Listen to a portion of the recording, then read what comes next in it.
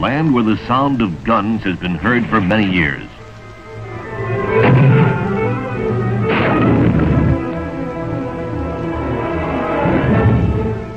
A land the communists would choke into submission. Not only in the swamps and jungles and mountains, but in the cities as well. South Vietnam abounds with agents of the Viet Cong. How to block their entry and arrest their mobility is a vexing problem. The long seacoast offers an infinity of choices for Viet Cong arriving from the north or moving on to another area. The Viet Cong use native junks to bring in 1 or 2 agents at a time. Finding them before they can slip the men ashore is no easy task. They hide among the legitimate craft of South Vietnam that number in the tens of thousands. The Vietnamese Navy does not have enough men and equipment to patrol all the waters, yet they must be patrolled to deny their use to the enemy. In 1961, plans were laid for a patrol force using local civilian boats, a junk navy. The United States would help with funds and with military advisors to assist in organization, training, and operating. But where were the boats to be found?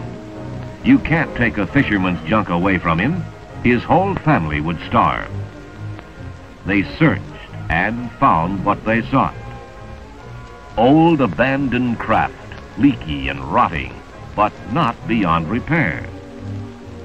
A miniature navy yard went to work on them, scraping, coating, patching, painting. Others were built from scratch using ancient methods, combined with modern tools and brand new designs created with U.S. help. In all, one way or another, a navy of some 400 boats took shape. Meanwhile, crews to man the boats were being assembled and indoctrinated. Some were fishermen, wise in the ways of the sea. And some were young men, recruited off the streets of the cities. They would have to learn to work as a team. Several bases were established. This was a paramilitary organization, and no uniforms were issued.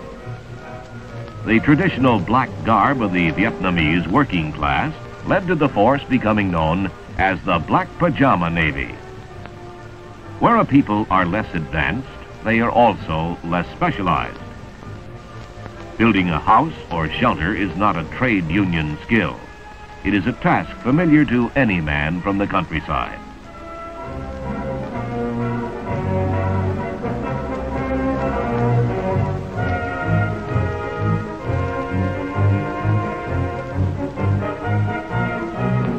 A wooden bed can be comfortable, if it's what you're used to.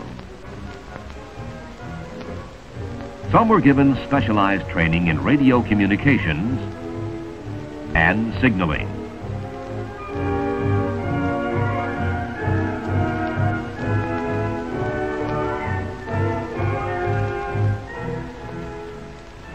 All learned how to defend themselves with small arms. Men of our own Navy participated in the various phases of training, sometimes as teachers, sometimes as advisors.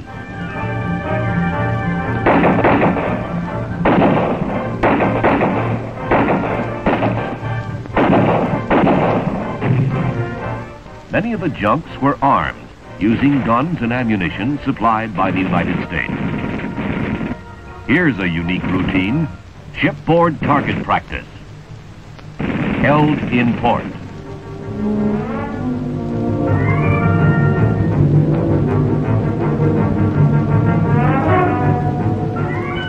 MAG personnel helped the Vietnamese plan the patrol operations.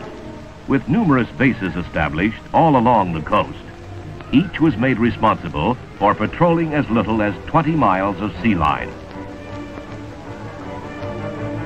Motorized gunboats were assigned to each base as escorts for the junks. Locating Viet Cong among such a great many legitimate fishermen is quite a challenge. The gunboat may be called on to make dozens of investigations a day.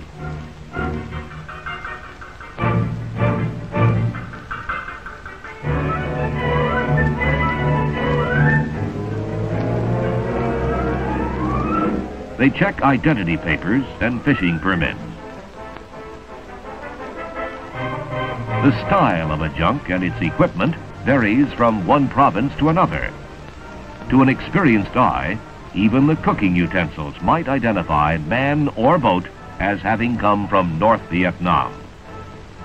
Nothing found, a false alarm, but that's not unusual.